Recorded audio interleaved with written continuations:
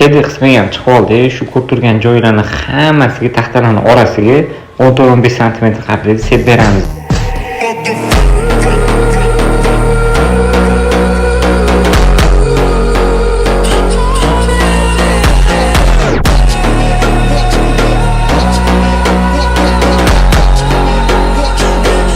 Xudo xolisi joyimizdan ham sep oldi. Ko'rib turganingizdek hamma joyi germetичный bo'lib yopildi. Mana ko'ryapsizlarmi? Ishi sifatliligini ovozini eshitdi.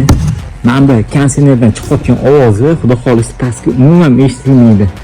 Hamda arzimagan elektr energiya bilan isitasiz, sovutasiz, chunki pastki qismi ham sepildi, hamda tepa qismi ham sepilgan. Afsuski, gipskardan qo'yib yopirilgan. Bu joylar ham mana shunaqa disk bilan yopiriladi.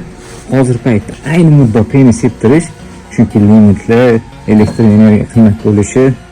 Agar yoqqan bo'lsa ishimizni like, podpiska yoqib qo'ymaslik uchun saqlanib qo'yinglar.